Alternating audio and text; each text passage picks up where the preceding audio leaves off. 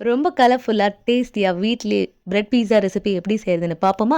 இது செய்றதுக்கு முன்னாடி ஃபர்ஸ்ட்டு பீட்ஸா சாஸ் ரெடி பண்ணிக்கலாம். அதுக்கு ஒரு கைப்பிடி அளவு வெங்காயத்த மிக்ஸி ஜார்ல சேர்த்து நல்லா தண்ணி விடாம திக்கான ஃபைன் பேஸ்ட்டா அரைச்சு கொண்டு வந்துடலாம். இப்ப இதுலயே ஒரு சின்ன சைஸ் தக்காளியும் சேர்த்து 2யும் ஒண்ணா சேர்த்து நல்லா திக்கான பேஸ்ட்டா அரைச்சு கொண்டு வந்துட்டு, இப்ப இத வந்து ஒரு கடாயில சேர்த்துட்டு எண்ணெய் எதுவுமே சேர்க்காம ஜஸ்ட் நம்ம அரைச்ச இந்த பேஸ்ட்ட சேர்த்து, இது கூட 1/2 டீஸ்பூன் அளவு இஞ்சி பூண்டு பேஸ்ட்டு, கொஞ்சமா மிக்ஸட் ஹெர்ப்ஸ் சேர்த்துருக்கேன். இது ஆப்ஷனல் தான், வேண்டாம்னா ஸ்கிப் பண்ணிக்கலாம். இது கூடவே ஒரு டீஸ்பூன் அளவு தனி மிளகாய் தூள், ஒரு 1/2 டீஸ்பூன் அளவு சில்லி ஃப்ளேக்ஸ் பார்த்து சேர்த்துக்கோங்க உங்க காரத்துக்கு ஏத்த மாரி. இப்ப எல்லாத்தையும் நல்லா கலந்துட்டு, ஒரு 1/4 டீஸ்பூன் அளவு உப்பு போதும். இதுல வந்து 1/2 டீஸ்பூன் டொமேட்டோ கெச்சப்பும், ஒரு 1/2 டீஸ்பூன் அளவு சோயா சாஸும் சேர்த்து நல்லா கலந்துட்டு, ஒரு 2 நிமிஷம் அப்படியே மீடியம் ஃப்ளேம்ல வச்சோம்னா, உங்களுக்கு திக்கான பிட்ஸா சாஸ் ரெடி ஆயிடும். இப்ப அது அப்படியே இருக்கட்டும். நெக்ஸ்ட் நம்ம பிட்ஸா ரெடி பண்ணிடலாம். அதுக்கு பிரெட் எடுத்துட்டு, பிரெட்ல வந்து இந்த பீட்ஸா சாஸ் நம்ம ரெடி பண்ணத நல்லா ஃபுல்லா ஸ்ப்ரெட் பண்ணிக்கலாம். இப்போ இதுக்கு மேல உங்ககிட்ட என்ன வெஜிடபிள்ஸ் இருக்கோ அத போட்டுக்கலாம். நான் கேரட்ட துருவி ஃபர்ஸ்ட்டு சேர்த்துக்கிறேன். இது கூடவே குட்டி குட்டியா சாப் பண்ண கேப்சிகம், அதாவது குடமிளகாய் சேர்த்துக்கிறேன். இதுலயே வந்து சின்ன சின்னதா சாப் பண்ண தக்காளியும் சேர்த்துருக்கேன். இது எல்லாமே ஆப்ஷனல் தான்.